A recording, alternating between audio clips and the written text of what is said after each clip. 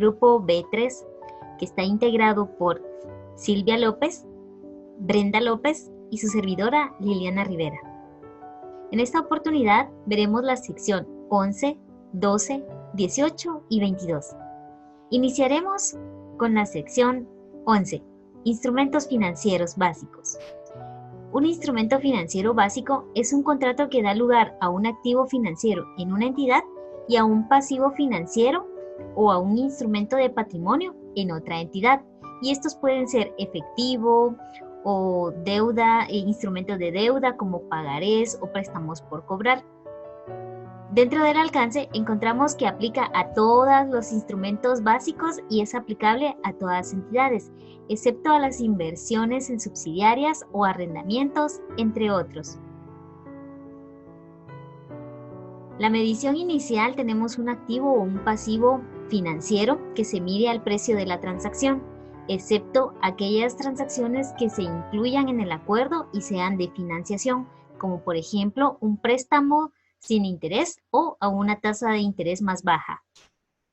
En la medición posterior, todos los instrumentos financieros se medirán sin deducir los costos de transacción. Los instrumentos de deuda se medirán al costo amortizado utilizando el método de interés efectivo y los compromisos para recibir un préstamo se medirán al costo menos el deterioro de valor. Las inversiones que coticen en bolsa que se midan al valor razonable se verán afectadas en el valor razonable y en resultados. Y las otras acciones se medirán al costo menos el deterioro de valor.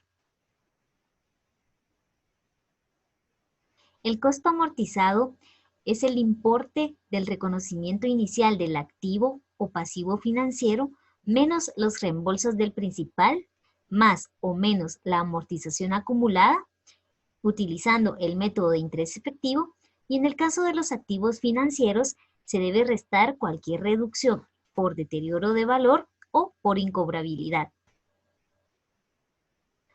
Ahora, el deterioro de valor de los instrumentos financieros que se miden al costo o al costo amortizado, la entidad debe de evaluar si existe evidencia del deterioro de valor de los activos financieros y si existe, este se reconocerá en resultados de manera inmediata. La medición de una pérdida de deterioro de valor en los activos financieros se medirá al costo o al costo amortizado.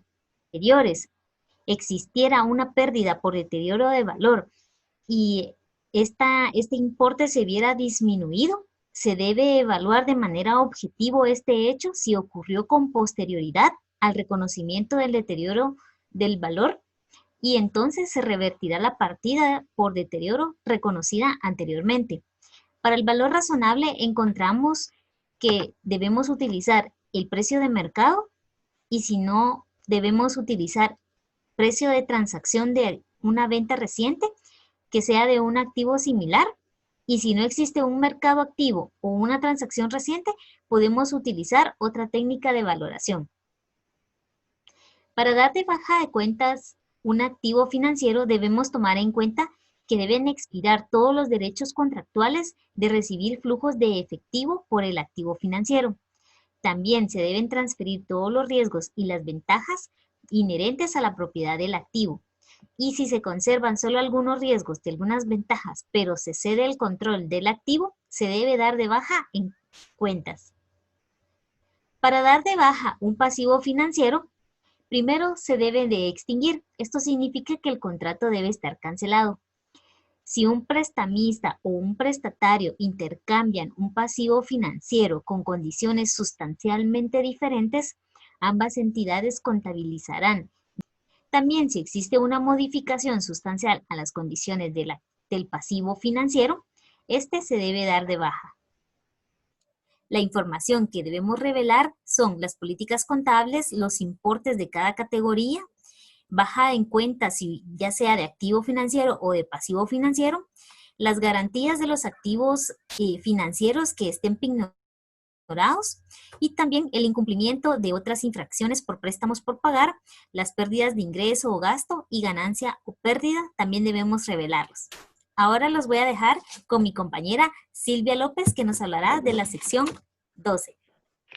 En el cual trata otros temas relacionados con los instrumentos financieros, en el cual el alcance es reconocimiento, baja en cuentas, medición e información a revelar de los instrumentos financieros que son los activos y pasivos financieros. La diferencia entre la sección 11 y la sección 12 está que la sección 11 trata de aquellos instrumentos financieros básicos, mientras que la sección 12 nos habla sobre los instrumentos financieros más complejos. En la elección de política contable, dice que una entidad deberá venir y definir si hará el reconocimiento conforme a la sección 11 y sección 12, o bien establecerá el reconocimiento y medición según la NIC 39 instrumentos financieros. La entidad deberá venir y aplicar una política contable para poder realizar sus instrumentos financieros. En el alcance de la sección 12 nos habla que hay unas excepciones, tal el tratado como en la sección 11, las inversiones en subsidiarias, derechos y obligaciones, aquellos contratos, arrendamientos, la adquisición de materia prima, inventario, propiedad, planta y equipo, el cual nos dice que no son instrumentos financieros. El alcance de esta sección es en el que aplique aquellos contratos en el cual implica un riesgo en la compra y venta que puede venir y adquirir una persona, en el cual reflejaría una pérdida. En el reconocimiento inicial, este se debe convertir en una parte en las condiciones contractuales. La medición inicial, este se medirá al valor razonable, que usualmente es el precio de la transacción. Medición posterior, estos instrumentos financieros se medirán al valor razonable y cualquier modificación del valor razonable se tendrá que venir y reflejar en el resultado. El valor razonable, tal como lo indica el párrafo 11.27 al 11.32, debe venir y deferirse un activo o se financia una tasa de interés que no es del mercado al valor presente, deterioro del valor de los activos. Estos activos deben venir y ser medidos al costo menos el deterioro del valor de acuerdo a esta sección. Baja en cuenta de un activo financiero o un pasivo. Los párrafos 11.33 al 11.38 de la sección 11 nos establecen cómo debe venir y establecerse la baja en cuenta de un activo financiero. Contabilidad de cobertura. En la contabilidad de cobertura, lo que espera reflejar es una pérdida en el cual nos habla sobre ciertos riesgos, siendo este el riesgo de la tasa de interés, el cual lo hace al costo amortizado, el riesgo de tasa de cambio en moneda extranjera, el cual lo hace en un compromiso firme o cualquier transacción altamente probable, riesgo de materia prima, el cual también lo maneja en un compromiso firme, una transacción altamente probable. La cobertura del riesgo de la tasa de interés. Este debe venir y reconocer un instrumento de cobertura como un activo o un pasivo a su valor razonable. Reconocerá el cambio del valor razonable a una partida cubierta que debe venir y reflejar la tasa de interés y el riesgo que implica tener este. La cobertura del riesgo de la tasa de interés variable. Esta tasa de interés variable es un instrumento de deuda medido al costo amortizado. El riesgo de moneda extranjera, el cual es una transacción altamente probable. Los dejo con mi compañera Brenda López. 18. Activos intangibles distintos a la plusvalía. Un activo intangible es un activo de carácter no monetario y sin apariencia física, tales como las patentes. Un activo intangible se identifica cuando es separable, quiere decir que es capaz de ser separado o dividido de la entidad y vendido, transferido o arrendado, y cuando surge de un contrato. Reconocimiento. Se reconocerá un activo si y solo si es probable que los beneficios económicos futuros esperados que se han atribuido al activo fluyan a la entidad. El costo pueda ser medido con fiabilidad y el activo no es resultado del desembolso incurrido internamente. Medición inicial. Un activo intangible se medirá inicialmente al costo. El costo para la adquisición separada comprende el precio de adquisición, incluyendo los aranceles de importación y los impuestos no recuperables y cualquier costo directamente atribuible a la preparación del activo para su uso. En la adquisición como parte de una combinación de negocios, el costo de ese activo es su valor razonable en la fecha de adquisición. para la adquisición mediante una subvención del gobierno, el costo será también por su valor razonable en la fecha en la que se recibe o es exigible la subvención. En la permuta de activos, la entidad medirá el costo del activo intangible por su valor razonable, a menos que la transacción de intercambio no tenga carácter comercial o no pueda medirse con fiabilidad. En ese caso, el costo del activo se medirá por el valor en libros del activo entregado. Vida útil. Para un activo intangible, tiene una vida útil finita, que quiere decir que no se amortiza, pero debe evaluarse el deterioro del activo en forma anual y en cualquier momento en que exista el indicio de pérdida de valor del activo.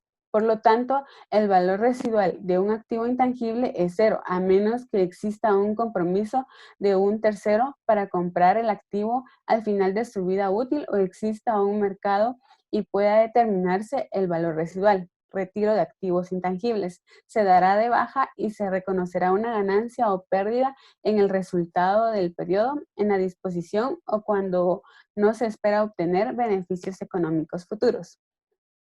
Sección 22. Pasivos y patrimonios. Contabiliza los instrumentos financieros de patrimonio emitidos por individuos u otras partes que actúan en capacidad de inversiones. Excepciones en la aplicación de instrumentos financieros. De esta sección, las participaciones en subsidiarias, asociadas y negocios conjuntos, de acuerdo a la sección 9, estados financieros consolidados y separados. Los derechos y obligaciones de los empleadores derivados de planes de beneficios a los empleados.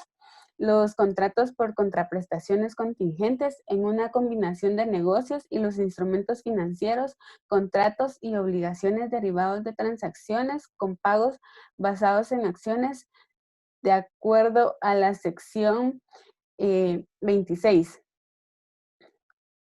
Clasificación de un instrumento financiero como pasivo o patrimonio. El patrimonio es el valor residual en los activos de la entidad una vez deducidos todos sus pasivos, una vez se hayan cancelado todos sus pasivos, esto es lo que nos queda como patrimonio de la entidad. Y un pasivo es una obligación presente, una obligación que al día de hoy tiene la entidad surgida a raíz de sucesos pasados que al vencimiento, ya sea de una factura o un préstamo, el cual la entidad espera desprenderse de esos recursos económicos para pagar esa obligación. Una entidad clasificará un instrumento financiero como un pasivo financiero o como un patrimonio, de acuerdo con la esencia del acuerdo contractual y no por su forma legal, a menos que una entidad tenga un derecho incondicional de evitar la entrega de efectivo u otro activo financiero para liquidar una obligación contractual. Ahora los dejo con mi compañera Liliana Rivera. Ahora veremos lo que es la venta de opción, derechos y certificados de opción para compra de acciones. Aplicaremos los principios establecidos en los párrafos 22.7 al párrafo 22.10, que habla sobre las emisiones de patrimonio por medio de ventas de opciones, derechos, certificados de opciones de compra de acciones e instrumentos de patrimonio similares. La capitalización de ganancias o emisiones gratuitas y división de acciones, conocida como dividendos en forma de acciones, consiste en la entrega de nuevas acciones a los accionistas en proporción a las acciones antiguas que ya posee. Por ejemplo, una entidad puede decidir dar el dividendo por medio de acciones. Por un dividendo, una acción, de acuerdo a las acciones que ya posea el accionista.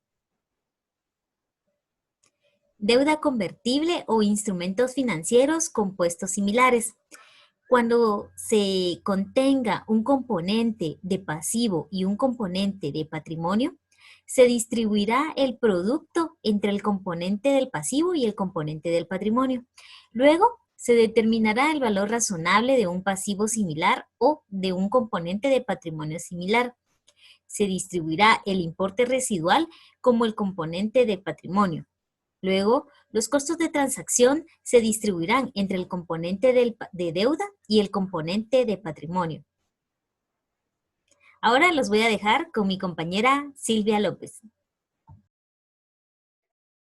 Continuando con el tema, Hablaremos acerca de la cancelación de los pasivos financieros con un instrumento de patrimonio.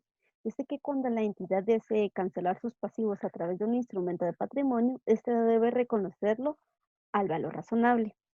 Las acciones propias en la cartera, tal como lo indica en el párrafo 22.16 del patrimonio, dice que una entidad emitirá sus acciones y deberá venir y redistribuirlas, en el cual deducirá el patrimonio al valor razonable de la contraprestación entregada por las acciones propias en su cartera. En este no reconocerá ningún incremento, ninguna venta por las acciones que se estén realizando. Distribución de los propietarios, según el párrafo 22.17, dice que el importe de las distribuciones a los propietarios se realizarán de acuerdo a la sección 29. Información a revelar. Esto lo indica en el párrafo 22.20, en el cual nos establece que debe venir y revelar aquella información de los activos a distribuir, como lo describe el párrafo 22.18 y 22.18a. Esto sería todo